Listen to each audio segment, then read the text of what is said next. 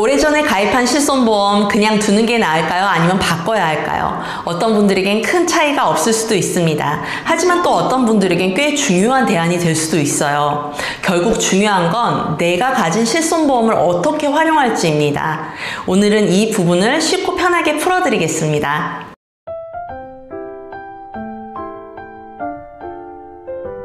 안녕하세요. 세상 실속 있는 보험 세실보험입니다. 요즘 5세대 실손보험 이야기가 많이 들리시죠?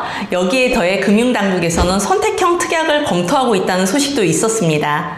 원래는 보험사들이 5세대 실손 출시와 함께 기존 가입자들을 재매입을 통해 전환하려고 했는데요. 새 정부 출범 이후 상황이 조금 달라진 겁니다. 바로 선택형 특약이라는 새로운 제도가 추가 선택지로 거론된 거죠. 그래서 앞으로는 기존 실손 유지, 5세대 전환, 선택형 특약 활용까지 세 가지 선택지가 생기게 됩니다.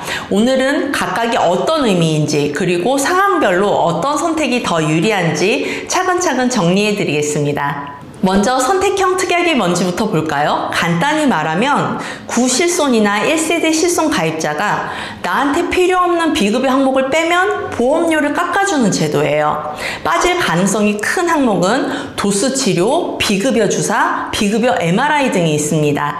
이걸 제외하면 보험료가 20에서 30% 정도 줄어들 수 있다는 분석도 있습니다. 그럼 왜 이런 제도가 필요할까요? 정부와 보험사의 고민은 크게 두 가지예요. 첫째, 비급여 과잉 진료 문제입니다. 실손보험 덕분에 꼭 필요하지 않은데도 도수치료나 고가 주사를 과잉으로 받는 경우가 늘어난 거죠. 둘째로는 보험료 인상 압박입니다. 비급여 진료비 청구가 많아지면 보험금 지출이 커지고 그 부담이 결국 전체 보험료 인상으로 이어집니다.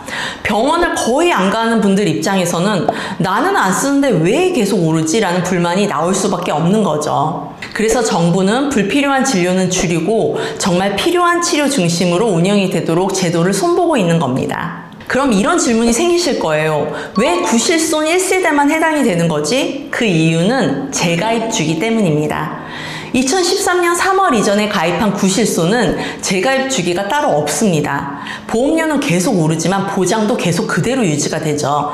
반면 2013년 4월 이후 2세대부터는 15년마다 자동으로 최신 실손으로 바뀌는 구조예요. 즉 어차피 바뀔 예정이라서 선택형 특약을 따로 적용할 필요가 없는 겁니다. 그래서 구실손과 1세대만 선택형 특약을 고려할 수 있는 거죠. 자, 이번에는 5세대 실손을 볼까요? 핵심은 두 가지입니다. 첫 번째는 급여 중심, 두 번째는 큰 병 위주의 보장. 이렇게 설계돼서 보험료는 지금보다 30에서 50% 낮아질 수 있다는 분석이 있습니다. 구체적으로 보면 입원은 본인 부담 20% 유지, 외래는 건강보험 본인 부담률과 연동돼 최소 20% 부담, 외래 공제액도 적용이 됩니다. 비급여 보장은 중증과 비중증으로 나뉘는데요. 암, 심장, 뇌혈관, 중증 화상, 외상, 희귀난치성 같은 중증 질환은 유지가 됩니다. 특히 상급 종합병원 입원 시 연간 자기부담금 한도를 500만 원으로 제한하는 것도 특징입니다.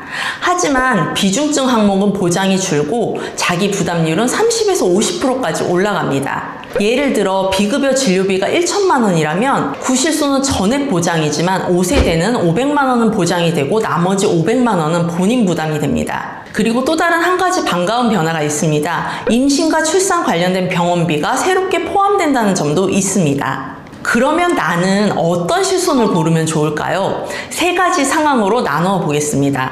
자, 첫 번째는 비급여 유형이 잦은 경우죠. 도수치료나 주사, MRI 등을 자주 이용하시는 경우에는 구실손과 1세대 실손을 유지하는 것이 유리합니다. 5세대에서는 비급여 보장이 줄고 자기 부담금이 커질 수 있기 때문이죠. 선택형 특약이 나온다고 해도 자주 쓰는 항목을 빼면 손해일 수가 있습니다.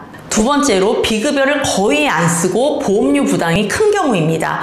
이런 경우는 1, 2세대 실손보험을 가지고 계신 분들이 해당이 되는데요. 선택형 특약이 도입되면 고려를 해볼 만합니다.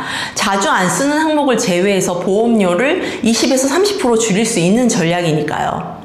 자, 그리고 세 번째는 병원 이용이 적고 큰 병을 대비하는 위주로 가고 싶은 경우입니다. 이런 경우에는 5세대 실손 전환을 고려해 볼 수 있습니다. 급여와 중증 중심의 설계라 보험료가 낮아지고 중증 비급여엔 연 500만 원의 자기 부담 한도가 있어서 심리적 안전장치도 될 수 있습니다. 자, 정리하자면 결국 중요한 건 내가 병원을 얼마나 자주 가는지, 그리고 내 실손보험 세대와 재가입 주기를 아는 겁니다. 우리에게 선택지가 하나 더 생겼다는 건 그만큼 내 상황에 맞게 유연하게 판단할 수 있다는 뜻이겠죠. 오늘 영상은 여기까지입니다. 오늘 영상이 도움이 되셨다면 좋아요와 댓글, 구독과 알림 설정 부탁드립니다. 궁금한 점은 댓글이나 카톡으로 남겨주시면 편하게 답변 드리겠습니다. 세상 실속 있는 보험 새실보험이 언제나 알기 쉽게 편안한 설명으로 찾아뵙겠습니다. 감사합니다.